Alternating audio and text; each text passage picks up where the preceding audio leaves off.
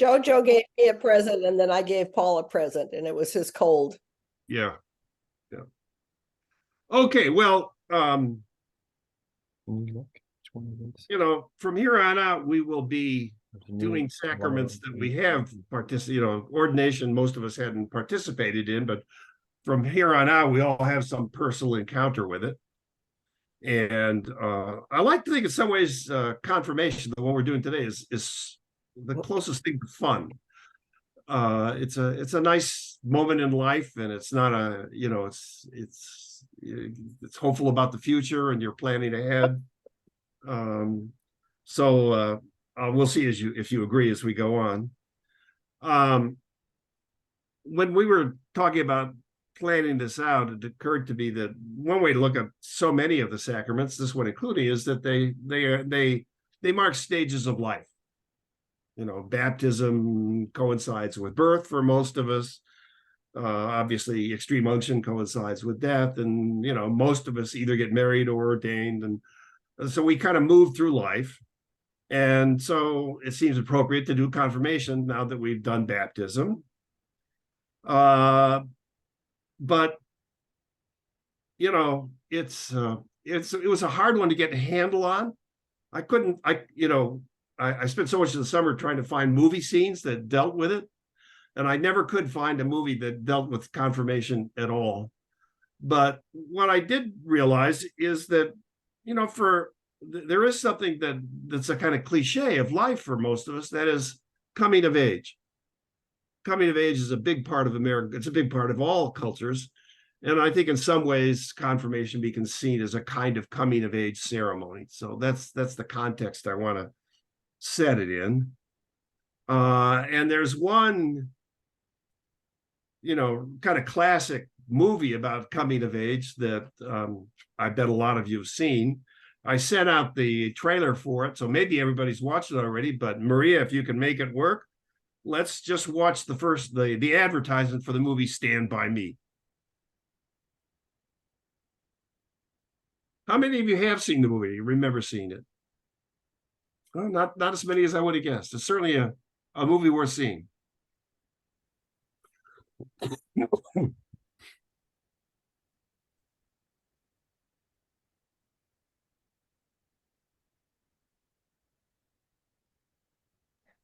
Okay, can you all see the trailer? Sorry, I was muted. Can you see it up on the screen?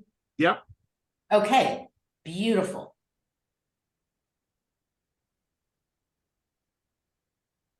And now play.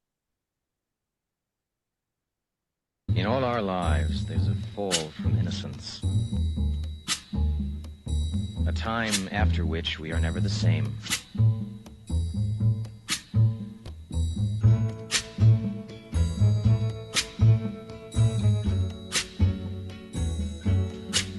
It happened in the summer of 1959. A long time ago. But only if you measure it in terms of years.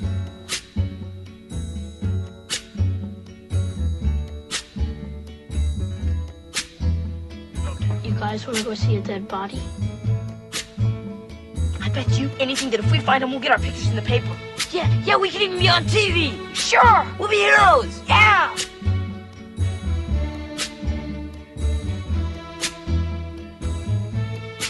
Just supposing that I told the story. Do you think that anyone would have believed it?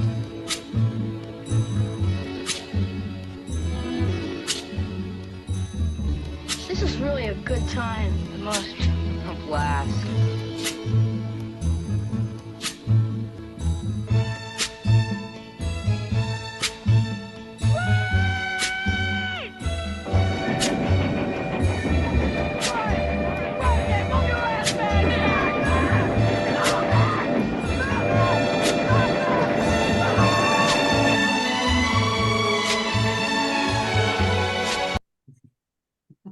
Great. That's wonderful. So Did they make it? If you've never seen it, it's worth seeing. And Did they make it? yeah, it worked fine. Okay.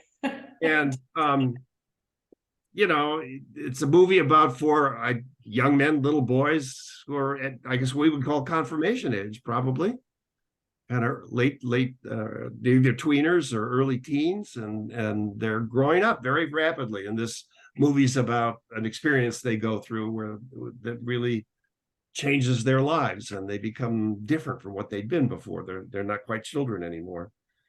And that's the kind of issue I wanted to talk about, as I say, is coming of age and the rituals with which cultures celebrate it or mark it. Whether sacred or not, most societies, most cultures have occasions or rites or ceremonies that mark this coming of age.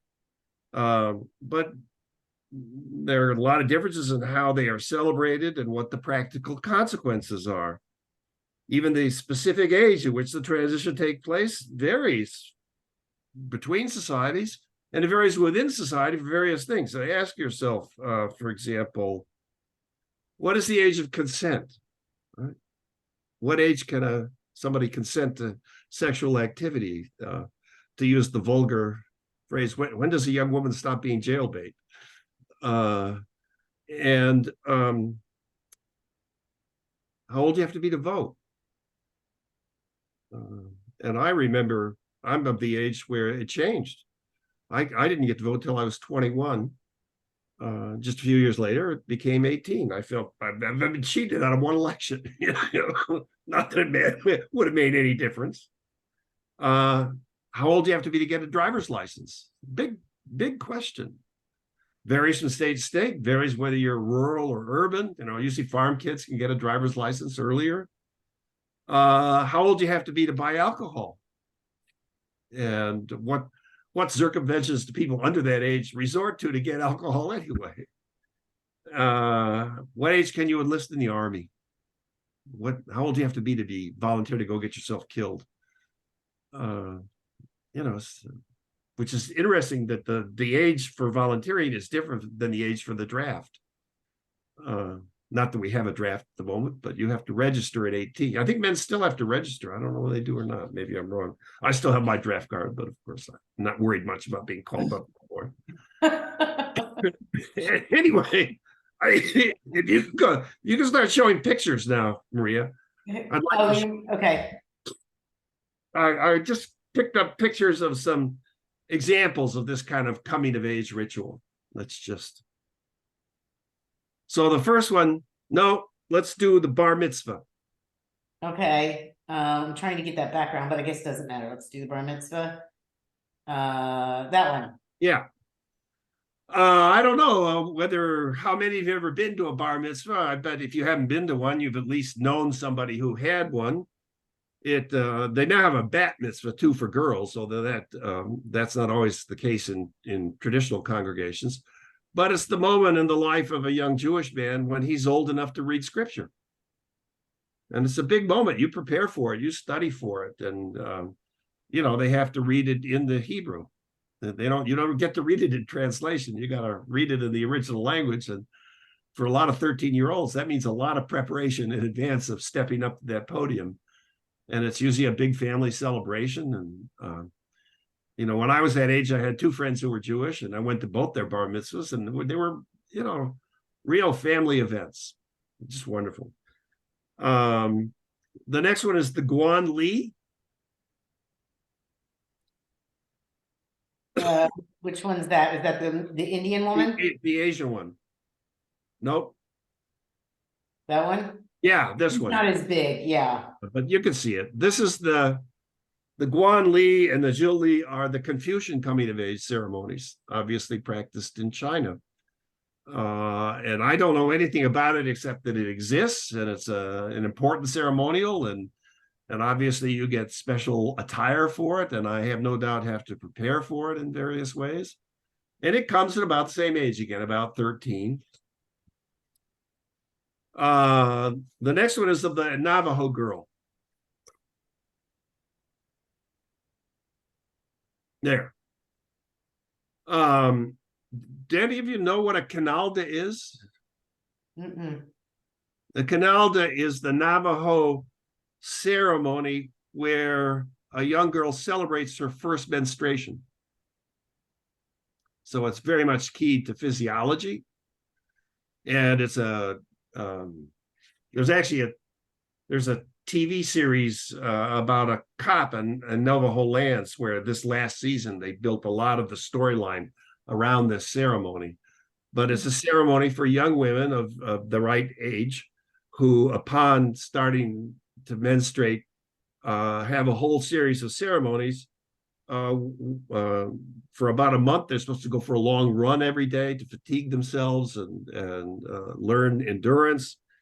And they're also they're supposed to spend a lot of time grinding corn. And I don't know whether this is a way of reinforcing what woman's work is in traditional society, but grinding corn is certainly hard work, and I'm certain nobody does it for any other reason than ceremonially now. But anyway, this is there are a lot of cultures that have something like this. I brought this one in particular, but like in India, there's a big series of ceremonies about menstruation too. All right. The next one is something you're all familiar with, which quinceañera. Oh, darn. Okay. There we go. That's such a pretty dress. Yeah. This is obviously primarily in Hispanic families now, but I think it's becoming more widespread. You have a party when you're 15. And actually, I guess, when I was growing up, the girls would sometimes have sweet 16 parties, which is a year later, but same basic idea. You're a woman now and you dress up and you behave differently or treated differently. Yeah, I think they got to have like these attendants who wear complimentary dresses. Yeah. Well, I think it's like a lot of things. It's just become, with every passing year, it becomes a grander and grander event. Yeah. And you can get special catering arrangements for it. And no doubt it becomes increasingly expensive too. But I've never been to one. Have any of you ever been to one? No. So we had one at St. Luke's. That's right. Before it was pre-COVID, I think. For Pito and Kelly Sosa's daughter. And did they have the event at the church, but it was a quinceañera, or was it some way linked to worship? No, it was there was a brief ceremony and then a big party in the parish. Great. All right. The next one is the Jugendweihe, the one with the flashing lights on the stage. Yeah. And this is what until I started doing this research, I'd never heard of this one. Does anybody know the term Jugendweihe? It's German. It means, it's German for coming of age, the ending of your youth. And it's really interesting because it's, most of these, the first ones I've shown you are either religious or at least very culturally traditional. This one is very modern and very explicitly anti-religious. The Jugendweihe was popularized in 19th century Germany by organized atheist groups as an alternative to confirmation. And it became particularly popular, not surprisingly, during the Cold War. The East German government, which was officially atheistic, put a lot of money into making these popular. And now it's a very popular tradition. Basically, I think the people who celebrate this are about 14 or 15, but you can see it's a major cultural event. You see the families there. And I just found it interesting because it's doing something that we all know is important, recognizing that people are growing up. But in this case, doing it is almost antithetical to confirmation. This is not a religious ceremony. This is a cultural thing. Anyway, now you can finally show me the Netflix thing. I don't know if you thought about it, but coming of age is a really big thing in American culture. And I was just struck when I saw this ad that it's such a popular thing that if you go to Netflix and just put in coming of age shows, you get lists of dozens and dozens of coming of age movies that, a lot of them set in high schools. Various kinds of, you think of all the high school movies you've seen where, you know, the kind of theme is somebody who's a social outcast in high school, and then something happens that allows him or her to be at peace with themselves and comfortable with their own identity. So I've never watched any of these particular shows, but I've certainly watched enough high school comedies that I know Dazed and Confused, shot in Austin, Texas. Yes, yeah, Dazed and Confused is a great example. You're a Big Boy Now. It was one from the 70s, and you know, I mean, I suppose it goes back to Mickey Rooney, Judy Garland movies in the 1930s or something like that. But you know, high school is such a big thing in American culture anyway, as opposed to other societies, and it coincides with this coming of age. The one with all the kids in detention. Breakfast Club. Breakfast Club. Yeah. Breakfast Club. That, yeah, that's the one that came to mind when you talked about. Yeah. Well, if you're at all interested in the genre and want to just go Google coming of age movies, and I'm certain that they'd come up with a list of at least 100, maybe more, many of which you may have seen yourself. You know, and I must say, I don't know about you guys, but one of the reasons I love high school movies is because I have such vivid memories of high school myself. I mean, it really was a formative stage of life, and you know, if I see a detective show or a murder show, I don't feel like I plug in. But you show me a high school movie, and I know I'd be one of the nerds, and you know, and so forth and so on. And you know, Relatable. Mm-hmm. What's the one that's based on Clueless? I think Clueless is a wonderful one too. If you've which is of course based on a wonderful Jane Austen novel. All right, and the last one is the Norman Rockwell painting. Oh, I stopped sharing so we could see each other. Show me the last picture. Show us the Norman Rockwell picture. I think you'll all.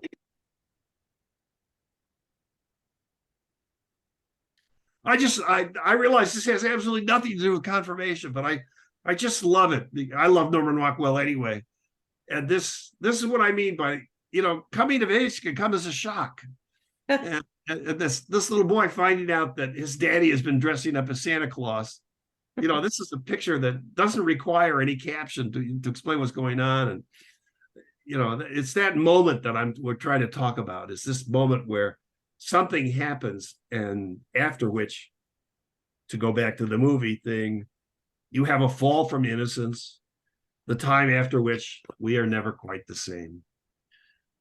Okay, that's it on pictures. We can just go back to the regular screen now. So, in any case, you know, the point I'm trying to make is that confirmation, I think it's fair to say, confirmation is the point at which the church addresses this issue of coming of age. And indeed, we have a rite for it. We have a sacrament, you know, for some it's a sacrament that really does mark a profoundly important moment in life. And just again, to go back to the Book of Common Prayer, confirmation is the rite in which we express a mature commitment to Christ and receive strength from the Holy Spirit through prayer and the laying on of hands by a bishop.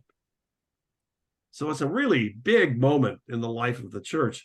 And it's a good example of how a sacrament can be a barrier or a gate, to go back to our, as Maria and Nancy know, it was because we haven't been confirmed as Episcopalians, we can't actually belong to the church. We're sort of, auxiliary members, I suppose is the way I would describe it. But it's a rite that's crucial. It's a rite that's practiced by virtually every denomination of Christianity, although, of course, there are differences in the way they do it. And as usual, I want to tell you just a little tiny bit about the history of it, but there's not a lot to say. It was funny in doing, some of these things, the theology and the history just becomes very complicated. This is pretty straightforward, if you think about it. The main thing is that confirmation didn't exist as a separate sacrament for the first 500 years or so of the church. The important sacrament was baptism. And for the first 2 centuries or so, baptism was something that only adults went through. You weren't baptized until you were full grown and fully cognizant of it. And so the original baptisms included what we would now call confirmation. If you think about it, baptism is a 2-stage process. There's the kind of passive part where somebody baptizes you, and then there's the active part where you confirm your reception of baptism. And so for literally hundreds of years, baptism and confirmation were largely, you can never say universally, but largely restricted to adults. And even at certain times of the year, probably originally baptism and confirmation were only done around Easter, at the most sacred time of year. But as you know, as we all know, baptism gradually became something that was provided for children. And so by about 500 AD, most Christians were being baptized as infants. And this created a question. Well, now how do they perform their half of the act, if you will? How do they confirm that they accept having been baptized? And that's how confirmation emerged as a separate rite. We really have no evidence of the rite of confirmation separate from baptism until about the 5th century. And then you have this, when the majority of people have been baptized as children, then when they're old enough, and then of course it varied from community to community, how old is old enough, you have to confirm that you accept having been baptized. Even then, for a long time, it was only bishops that could do this. But gradually, as the size of the church grew so large and the geographic breadth of the church grew so great, regular priests started performing the ritual too. Although I think, Nancy, am I right that in the Episcopal Church, you still have to be confirmed by a bishop? Is that right? Yeah. Yes, that is correct. Yeah. So because part of the ceremony of laying on hands, yeah. Yes, apostolic succession. Yeah. Now, Maria, is that true of Catholics too? It is true, but the bishop can confer that authority to a priest for a given occasion. He has to do it for a single occasion. Okay, yeah. But they usually, especially when people are coming into the church as adults, they like to have them go to the bishop. Like they, yeah. And of course, but certainly the ritual of laying on of hands, I'm sure, is much more wide. Certainly, it was. Kay, when you were confirmed, was there a laying on of hands, or was it? There was for me, but I don't know whether that's universal in the Presbyterian Church. No. No laying on of hands. Okay. Well, so much for that theory. Presbyterians are very undisciplined, we can't. Anyway, at the time of the Reformation, like so many other things, there became a pretty clear breach. And the Church of Rome, the Catholic Church, decided, insisting that the age of responsibility was about the age of 8. And confirmation occurred in what I would call relatively early childhood. Maria, how old were you when you were confirmed as a Catholic? 13. So it's typically now middle school, 6th, 7th, 8th. They changed it. Actually, even some in high school. When I went through, it was middle school, but at St. Thomas More, it's high school. Yeah. It was middle school when I did it too. Yeah. Okay. Well, then maybe my information here is out of date. No, they may have. It may have over the years moved up, because, like Kim and me, it was middle school, and now it's universally high school. Yeah. Anyway, Protestants, not surprisingly, took the other approach. They want it later. And so I was confirmed at age 13. And I think that what is the age that kids at St. Luke's go through confirmation? I think it's high school. It's right? Usually right around there, like 8th grade. Ninth grade. I thought it was 9th grade. It's 8th grade. Okay. Eighth. Okay. If kids decide for whatever reason they want to wait, it's fine. Oh, yeah, yeah, sure. There's no, like, it's not required that 8th graders go through confirmation class, but that's just the time that That's the norm. I think yeah. the idea is developmentally, kids are in a place where they can make a more mature decision at that age. Yeah, and that's, as I say, that's probably typical of the majority of churches now. Yeah, I probably should have brought this up during the baptism, but it was amusing to me, Paul, to listen to you talk about how they started putting baptism younger and confirmation older, make it a two-step thing. Because I think for years the Catholic Church wrestled with where do unbaptized babies go. And so growing up, and I don't know, Kim, if you experienced this, but we were taught about limbo, which was where unbaptized babies went who died before they were baptized. And just over the years, the Catholic Church has stopped talking about limbo. So I, thank God, because I think all babies go to heaven along with the dogs. But but I just thought it was fascinating. Like the Catholic Church, I think, was preoccupied with that. If you die before you're baptized, where do you go? I've never heard that term before in the Episcopal Church. No, it's not an Episcopal thing, it's a Catholic thing. Okay. Well, limbo is there's a lot of good company in limbo. Plato and Aristotle are there, so you've got some intelligent people to talk to. And then you have the Baptists that do not have confirmation. There's nothing like that in the Baptist church that I'm aware of. But isn't that because they don't believe in infant baptism? They only are baptized as an adult, right? Well, not as an adult, but at that age of consent. And that can be, I think, even as young as 8 or 9. I've heard of children that make that commitment. Yeah. But I think I was 14 maybe before I was baptized. I mean, I obviously don't know what the theology of it is, but it would make sense to me that if you're going to baptize people when they're adults, there's an implicit acceptance, I mean, there's no doubt they didn't know what was going on.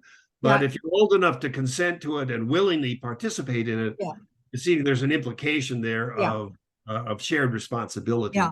And exactly. That, in that sense, would return back to the earlier tradition of if you, the way earliest baptisms went was you'd have the immersion or the dowsing or whatever you want to call it, and then the newly baptized person would recite the Apostles' Creed or something like that, so that it was an active expression of faith. And as I said, I've never been to a Baptist ceremony, but I would imagine there's probably some voluntary participation in that. No, actually, it's the altar call that you answer, and then you're baptized, because that altar call is really your commitment. Yeah. Okay. To Christ. So. And you can be baptized by anyone. I've known dads and moms who baptized their kids. Yeah. Doesn't have to be a clergy. Yeah. Oh yeah, and certainly, I mean, I think all churches agree that since baptism is one of those sacraments that all churches, all Christian denominations recognize, I think all of them agree. I'm not a theologian, but it's my understanding that all traditions agree there are emergencies where somebody else can do it. I mean, if a child is I don't know what happens with newborn babies that are, very precarious health or something like that. But there's certainly occasions where you can't wait for an ordained clergy person to be present, but you just feel you've got to do it. And I'm, as far as I know, that's authorized by all traditions, certainly authorized by Catholic. Jan, I believe it was, I believe this is correct. Jan Sternenberg had a grandchild that when it was born, it was having seizures, and they were not sure what its condition was going to be. And they called Roland Timberlake, and he came to the hospital and baptized that baby, and it quit having seizures. Oh, wow. That's a great story. I know. Yeah. That's It was- marvelous. Yeah. Very cool. Okay. Well, anyway, one of the questions I want to get at, and this is pretty much the end of what I have to say, is that I think we all agree that, you know, if we're being confirmed, as most of us were around age 13, it's certainly true that at one level we are old enough to know what we're doing, but everybody knows we're not old enough to drink, smoke, drive, enlist in the army, get married, or have sex. So there's a certain curious imbalance here between something is important at one level is what can be more important than avowing your faith in God when you're not old enough to do these other things. And I'm not offering that as criticism, just that it's a kind of anomalous situation. So I wanted to, you know, this is the point where I want to have everybody participate. And I want to ask everybody 2 questions tonight instead of 1. First question, what do you remember about your own confirmation? Where did it happen? Who performed it? Is there anything striking about it, or was it pretty much pro forma or as to be expected? But then the second question is, I think for most of us, and maybe I'm entirely wrong in this, maybe I'm only speaking for myself, but I think for most of us, there's a time when we're much older that we kind of privately confirm. You know, I think of my own experience. I was confirmed at 13, and then through force of circumstance, which I won't bother to get into, I don't think I went to a church for the next 25 years. You know, I mean, maybe once or twice to see a friend married or something like that, but it just wasn't part of my experience or part of my culture. And then in my late 30s, for various reasons, I started going to church again. And it seems to me in some way it's when I came back that confirmation really occurred. Yeah. Maybe that doesn't apply to you guys, but I want to ask it. So tell us about your confirmation. And then if there is a point at which, oh yeah, when I was old enough to really understand how important this is, that I privately, within my own soul, or within my own private conversation with the divine, said, yeah, I really am a Christian. I'm here to stay. Maria, let's start with you. I knew you were going to do that. All right. And just so you know, he doesn't give me the questions in advance, but so interestingly enough, my own confirmation was 6th grade, and that was the year that there were my parents had 6 kids, and they gave us a choice right before 6th grade for me, 7th and 8th for my sisters. Do you want to continue going to Catholic school, go to Wildwood Catholic, or do you want to go to public school? And we all said we want to go to public school. And so I switched from Catholic education to CCD. But I do remember going to the CCD classes and the 3 of us getting confirmed on the same night, me and my 2 older sisters who are within a couple of years of me. At our home church, you know, my godmother, my aunt was my sponsor. I also, this is a silly memory, but you know, maybe it should tell me why I shouldn't have bangs, but I've had bangs my whole life, and I don't think I washed my hair the night after the confirmation. So the next day going to school, my hair was all greasy right here from the oil, because they anoint you with oil in the Catholic Church. So anyway, those are my memories, but it was, yeah, I can still remember very clearly. But I think that the time when I really said, I'm committed to following Christ was it 2005? Yes, it was 2005. And up until that moment, like everything was focused on, you know, going up all the way through college, you know that you're good enough by your grades, right? And then I graduated and I was like, well, how do I prove I'm good enough? So I just laser focused on career to a very unhealthy extent. And in 2005, I found myself, because of that focus, the single breadwinner for the family and about to lose my job if I didn't change something really quick. And I remember that night, I turned it all over to Jesus, and I was just like, I was reading The Purpose-Driven Life. Somebody had recommended I read it, but that was the point in time when, and I can go in, won't go into any more detail, but I turned everything over to the Holy Spirit, like a kid who says, I messed this up, God, take it. Can you fix it, Daddy? And God led me to a new job. It just amazing. Like, and that was really my defining conversion moment when I really got what it meant to have a relationship with Jesus and turn your life over to him. Thanks. Sure. Jan? How about Jan Duggan? Tell us about your conversion, Well, I was baptized as a Methodist.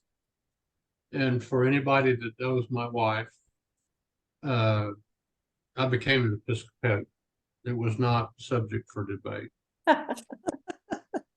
And so confirmation, we went, Mary was pregnant, and we went to Officer Basic in Aberdeen, Maryland. And I took confirmation classes in Havre de Grace in Maryland. And so my confirmation was in Baltimore, however the people say Baltimore, with a bishop.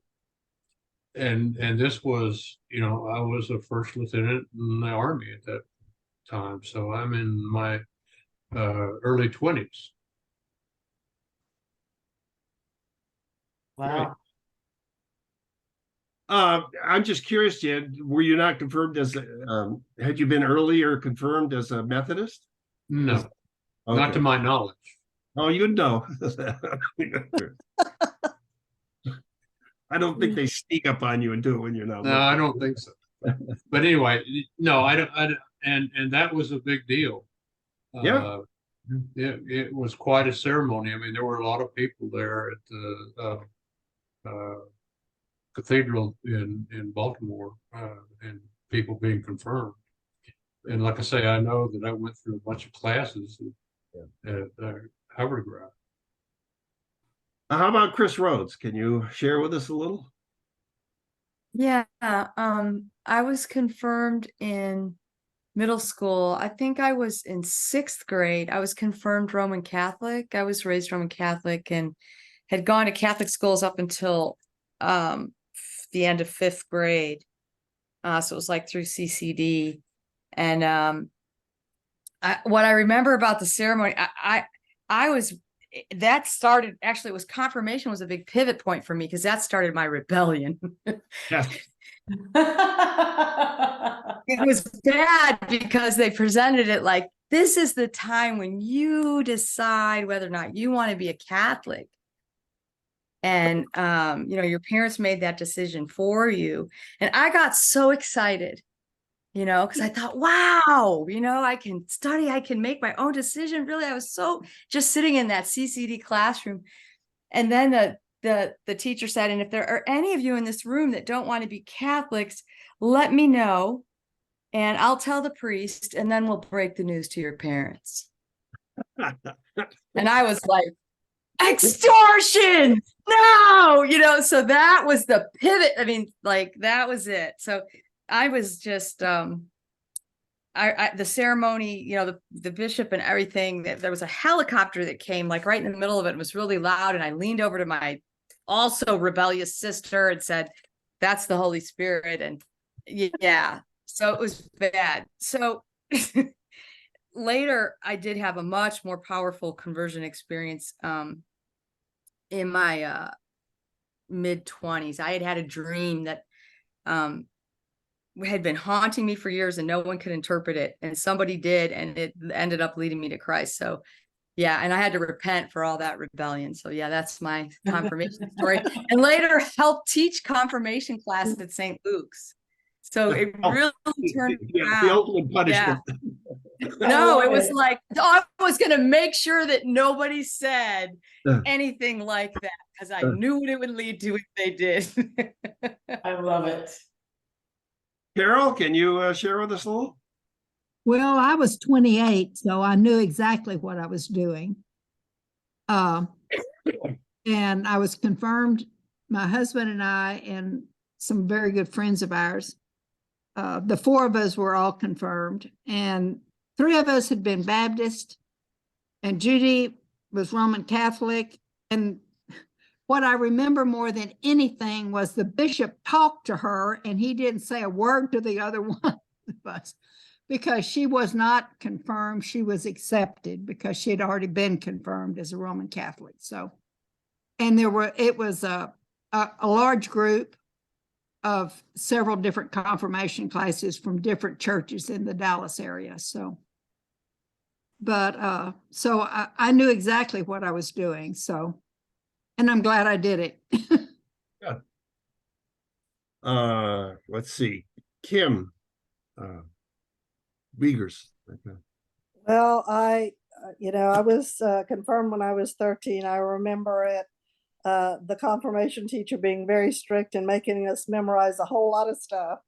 It was a little bitty church, and it was, very a very serious ceremony. The bishop was fairly old at the time. And I thought, because I had been a cradle Episcopalian and I'd been an acolyte and I'd been all these things, that I was making a very mature decision. But it wasn't until, later when I was a young adult that I really realized that I knew a lot more about religion than I did about Jesus. So, yeah, it was a much later and more ongoing process for me to actually finally have a mature faith, I would say. That's a beautiful way to put it. That's really cool. Yeah. Nancy? Well, I was baptized, I believe, in the Methodist denomination as an infant. I'd have to find my certificate to tell you actually what it was. Kevin and I were married in the Episcopal Church.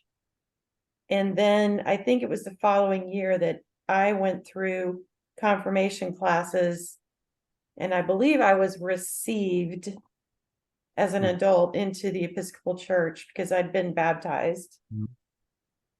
And Kevin went through the same classes, and since he had been confirmed as an Episcopalian, I believe he was reaffirmed. So that was kind of the formal laying out of hands at the bishop.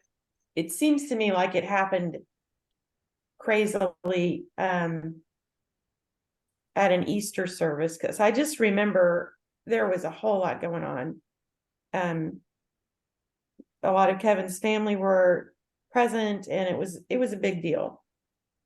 But my actual conversion experience was when I was 40, and I went to a Curcio type retreat and was able to basically give up my fear of faith, which I'd held on to my whole life because I'm a scientist.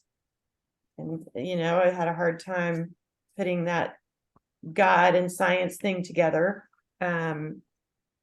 So that's when things really changed for me. And we joined St. Luke's right after that because we wanted our kids, who were pretty young at the time, to be able to participate in a very active way in a congregation that was close to where we live. But that's when my life changed. So it took me a while. Kevin? Wait, I said me too, Nancy. Sometimes it takes us a while. It's a continuing process. I was confirmed, I think, with 3 other siblings in Mesquite, Texas, by Father Gillespie. Remember his name, in the early 70s. I was in 3rd grade. I don't know what that means age-wise. And yeah, I mean, I've always had faith that there is a presence, and never really doubted that.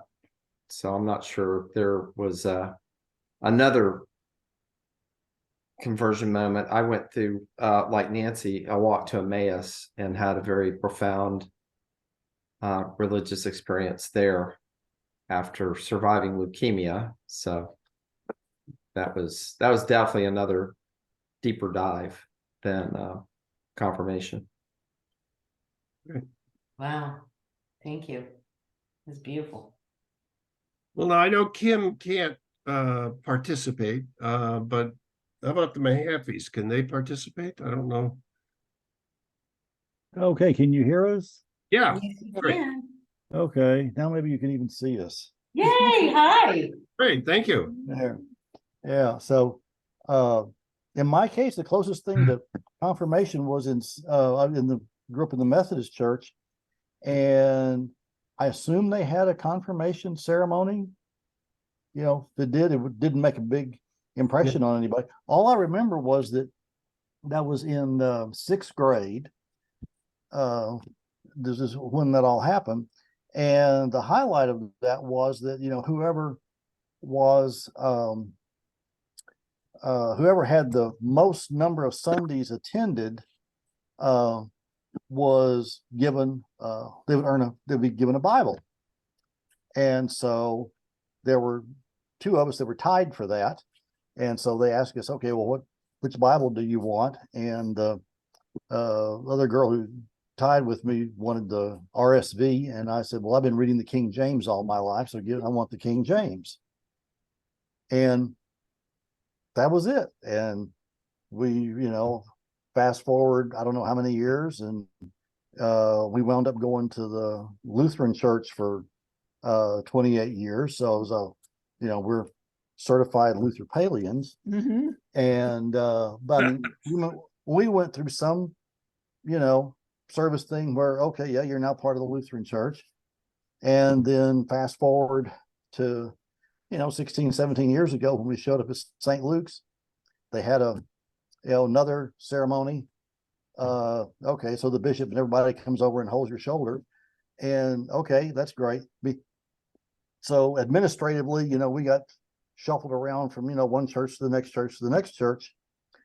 And, you know, we started going to church long before, you know, about the time I found my toes. And so there's, you know, 73 years, there's never been an aha moment. Oh, I just walked around the corner and there's Jesus. You know, it's just been part of my life. And, you know, like I said, it was no aha, everything changed moment. So that's my non-confirmation story.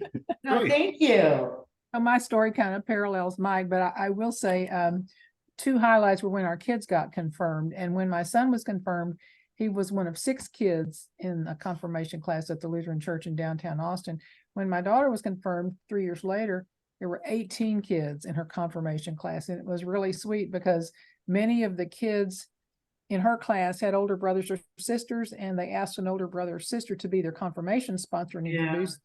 And my son very sweetly said, I don't want to introduce my sister. And one of my friends said to me later, she said, when he said sister, I started to bawl. I said, you know, they have had their differences over the years, but it was just so sweet for him to recognize this was his sister and he was welcoming her into the church with him. And I thought, what a touching thing for an older brother, you know, a cocky teenager most of the time, to say, here's my sister. That's wonderful. That's a great story. Yeah, they do have their moments that really do ring. Yeah. Yeah, about 28 years of moments. Yeah, be nice. Be nice. Okay, put us back on mute. Okay, Kay, you're up. I remember when I was in a confirmation class that somebody said our group was a little too young. I think I was 10 or 11. And that was a little younger than typical, but somehow that was when I was confirmed. And I do remember Kim mentioned memorizing some things. I do remember memorizing part of the Westminster Shorter Catechism. And so then, and Paul asked me, you know, did anybody lay hands on me? I don't remember the exact ceremony. But what I do remember is then I kept going to church all the way into college, and then I kind of drifted not. And I then when we lived in Chicago for a year, and we went to Fourth Presbyterian Church on Michigan Avenue, and the minister there was Elam Davies. And Elam Davies was a Welshman who was written up as one of the best preachers in the country at that time. And it was just amazing to me that you could be in this very large church, in this very large group of people, and he was talking to you.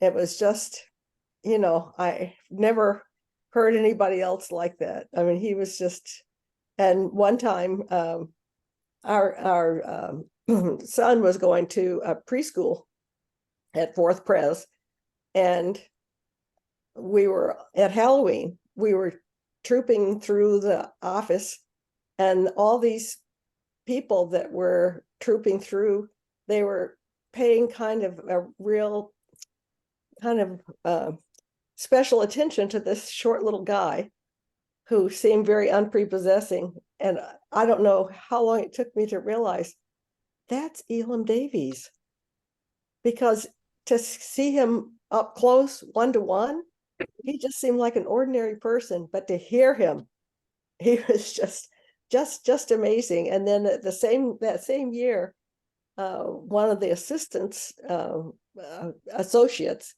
said, a lot of people wind up going back to church when they have kids. And at that point, we had our son was 3, and our daughter was, who now many of you know, Kasha, was a baby. And so when we got back to St. Paul, we went through confirmation through a membership class at a church that was down the street from where we lived. And the thing that I found really powerful was through that confirmation, through that membership class, and then just other studies, that it's okay to not have all the answers. Well, that's awesome. Thank you. Yeah, our kids are the reason my husband and I decided that we needed to find a church, because our children needed an opportunity to know. Yep. To make that choice. So I'll just briefly join the conversation. In my case, I had a very traditional confirmation in a small church in upstate New York at age 13. You went to classes with the minister. Dr. Dodds was his name. And I still remember sitting in very uncomfortable chairs for several weeks. And it's funny, the only thing I actually remember from the class is he explaining why he didn't drink. And your Presbyterians are allowed to drink, so he was explaining why he didn't drink, but he didn't want to be a bad example. And but then what was different for me was I wasn't baptized. My parents didn't believe in infant baptism, so when I was confirmed, I was simultaneously baptized. So it certainly made it more memorable. But not unlike Kay, part of my parents are divorced, and when I went to live with his new family in California, they weren't church-going people. So, kind of from age 14 to my late 30s, I guess we got married in church. So that may have been the only time I was actually in a church for the next 20 years. But, in my case, I didn't have a conversion moment, but I had a gradual, what I would call a conversion discovery. Various things happen, I think I mentioned that when my son was 6 weeks old, he had a major operation, and I was afraid he died. And all I could think was, we haven't had him baptized. I don't want him to go to limbo. And,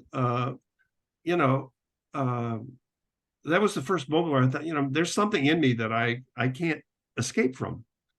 And then teaching church history with Cal Retzell over the years, I learned more and more about the church.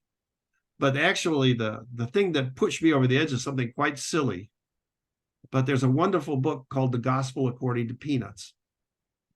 And some of you may have read it. It's a wonderful little book. It's basically a theological analysis of Peanuts comic books. And you may not know that Charles Schulz was a Presbyterian layman, and that Calvinist theology very much infuses the Peanuts comic strip. And that was the point at which I realized, you know, whether I like it or not, I am this person. That's me. And I have to accept it, whether I like it or not. And I've come to like it, but it wasn't so much a conversion as it was a discovery. And I don't know that it's any way different, but that's what I want to share. No, that's beautiful. Thank you. We're out of time. I know I'm gonna Hey, stop. can I add a Texas moment to the fact that he was in church? My Quickly, brother-in-law, you get 30 seconds. my brother-in-law